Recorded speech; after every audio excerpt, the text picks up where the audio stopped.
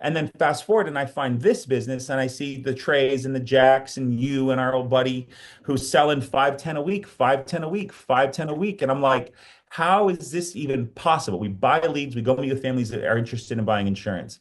And for me, it was a light bulb moment because all my MLM business, to get those 30,000 people, it was all cold intros, proactive girl at the mall, chili server, friends from high school, you know, family members, Just said anybody proactive who girl. fog, mirror foggers, dude, anyone that could fog a mirror. I'm trying to talk to them about, are you looking for an additional stream of income? Are you, you keep your options open about making money? Like, and I'm just trying and perfect. We sell a healthy energy drink called Verve, sponsored by the Phoenix Suns and, endorsed by Dr. Oz. Like, dude, I said these lines thousands of times.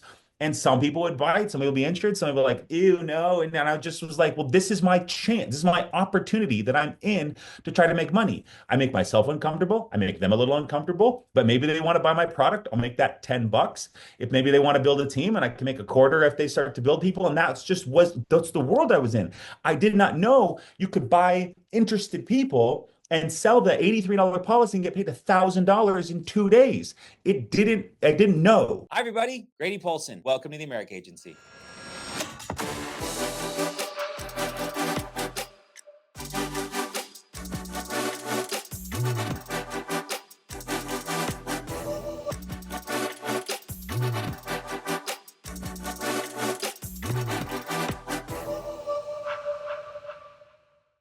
You've labeled this business, and like, by the way, we had a call literally 2 weeks ago about being the greatest promoter. Like, and I think you do promotion better than anybody else. You've coined this phrase that we all use, which is hashtag best business ever, right? With your background, because you've done the MLM stuff, you started a software company, you've done all kinds of stuff.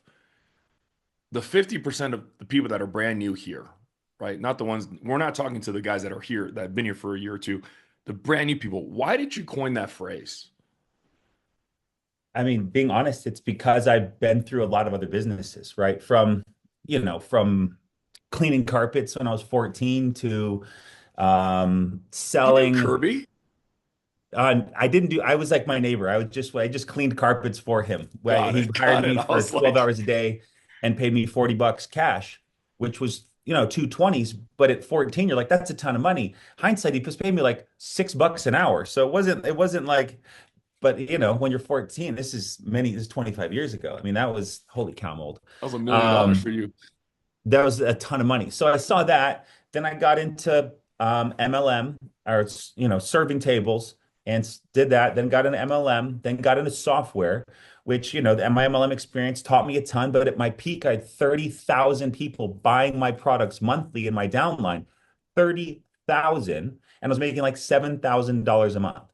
Now, granted, 7,000 is great. I was very happy. However, the amount of questions, the amount of leverage I had to create to earn that level of income, very volatile. Things happen. People want to try new companies. They take their groups with them, et cetera.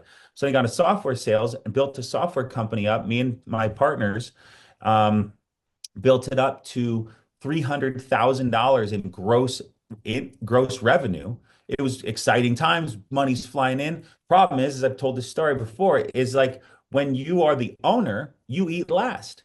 And when I have a software engineer who's used to work at Twitter, and I had all these Amazon servers and all these affiliates to help promote the product, and then all these costs, and then you get chargebacks and then there's four owners that need to chop up the money. Well, it was three owners, and then the guy brought his wife on, so he took 25% more, and I was like, he's like, well, and I was like, oh, okay, I guess, there's three of you, and it was him and it doesn't matter.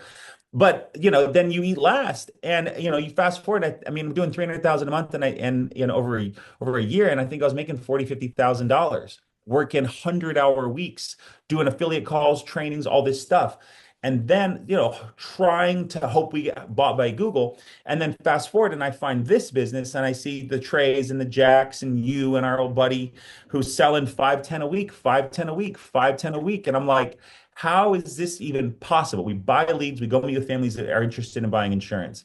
And for me, it was a light bulb moment because all my MLM business, to get those 30,000 people, it was all cold intros, proactive girl at the mall, chili server, friends from high school, you know, family members, Just said anybody proactive who growth. fog, mirror foggers, dude, anyone that could fog a mirror. I'm trying to talk to them about, are you looking for an additional stream of income? Are you keep your options open about making money? Like, and I'm just trying, and perfect. We sell a healthy energy drink called Verve, sponsored by the Phoenix Suns and, endorsed by Dr. Oz. Like, dude, I said these lines thousands of times.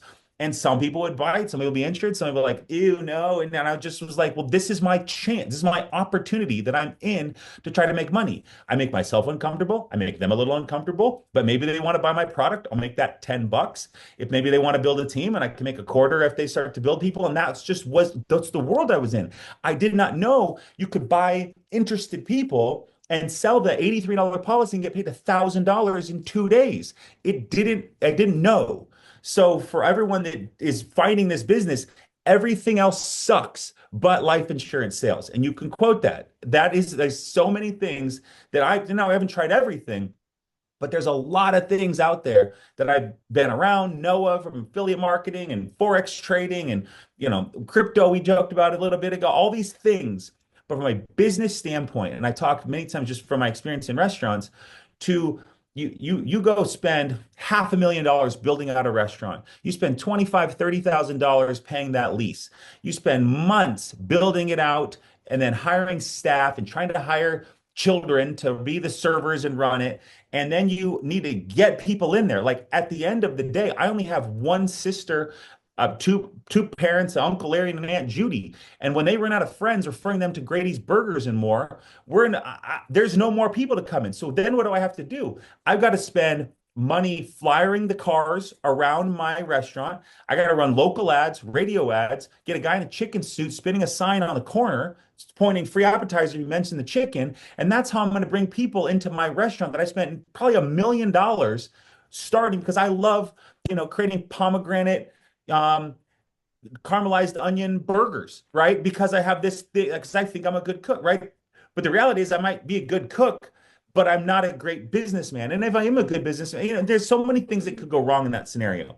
How about we spend $1,000 on leads, call people with passion, tell them we're here to care about them, tell them we've got a license, learn about the products, learn our objections, learn to help find out what the problem is. What did you go through that made you fill out this lead form in the past couple days or weeks that's been on your heart? Because there's something that had to change recently, because for you not to have life insurance and then all of a sudden in the past day, week or two, look into requesting life insurance, something has happened. Someone has passed, a new life change has happened. You had a baby, someone you know has had a baby, you bought a house. It's generally life's moments happen to our clients is why they reach out to us and through leads and want to get coverage. And so I coined it the best business ever because I never found something where you could just find people that want to buy what you have. And your job, as Sean has always taught us, is just don't screw it up. Now, granted, there's some question answering, and you got to talk to them and you got to show care, and they might price shop. So you need to boost your own credibility through your experience and outreach programs and elevating yourself as a professional. But welcome to business. Right? That's fun, right? So I just need to elevate myself a little more, get a real high quality CRM, send some thank you cards. Wiley Hawkins sends flowers to every policy over $100. Digna told me she sends a $39.99 fireproof safe from Amazon to every single client that buys like a policy over $50. Now they're saying a lot of IULs, but she sends it because she's like, this is the most important thing you're going to have is your life insurance policy. God forbid something happens. Take your policies and your important documents and put them in this fireproof safe. Now, every single time her client goes to get their passports or birth certificates or life insurance or cash or whatever they keep in that fireproof safe, they think about the insurance agent for $39 from Amazon, little gift bag it for $3.99, and they put it in that blue bag around the holidays. And you know what I mean?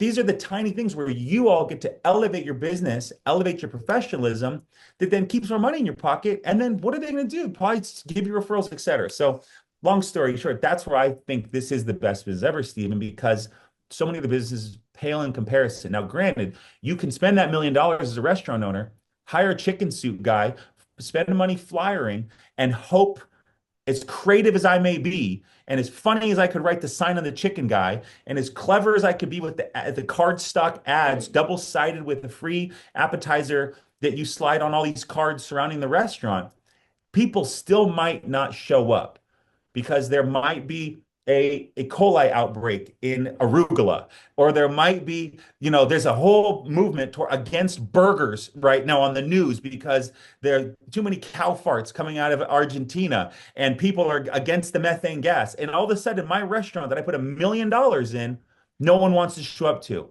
Or there's people don't want to go out to eat anymore because they want to DoorDash, right? Like, I mean, I'm using a restaurant example. It could be a dry cleaner. It could be a small store. It could be a hair salon. It could be a nail salon. Like, I can't control the market, right? Now I can rent and I can buy and I can put my business in a market where I hope it's going to work. Guess what? That lease is going to be more money, more foot traffic, more money. Why not just buy more leads? More leads, more money. So that's where I get so passionate about, because I just believe in this business. Grady, you said something that was so true, that most people don't understand. I always find it fascinating when people go, treat this like a business. And I'm like, bro, most people have never owned a business. You're asking them to treat it like something they never had. Like, it makes no Well sense. said. But like 90% of businesses fail in year one. That's a statistics. That's facts. What I almost find fascinating is, like, most people in this business, in what we do, like my mom had 3 shoe stores, retail shoe stores, then went to wholesaling, then lost everything in 2008, right? Like, lost everything, lost the business, lost the home, lost everything that year. And then she had to learn how to reinvent herself to be able to do it digitally online and be able to do FBAs and all that stuff and drop shit. But here's why I say this. If my mom broke even in year one, she was happy. Some of us don't make a sale by next week and we're ready to quit. Like, that's the problem. Like, Yeah. our expectations in business, like, the barrier to entry is so low that most people can do it. But because the skin in the game ain't 300 grand for a franchising fee, $1 million for a restaurant, we go, we're good. What was crazy great, and I share this, is my mom passed away from cancer. My stepdad that ran the business with her passed away 6 months after that. I had to clean up all the books. I'm an only child. I had to clean up all the books, the accounting, and everything before, after they passed away, to make sure that nothing had happened. You know what's crazy? My little life insurance license, my little tiny life insurance license, my EBITDA, my net income was more than anything they've ever made in a year. But the barrier to entry was nowhere near what theirs was. And so when you coined that phrase, best business ever, that was my experience. My mom put 300 grand in each one of her stores. She put $2 million in her wholesale business just to be able to make less than what I make with a life insurance license. Like, that's the beauty of our business.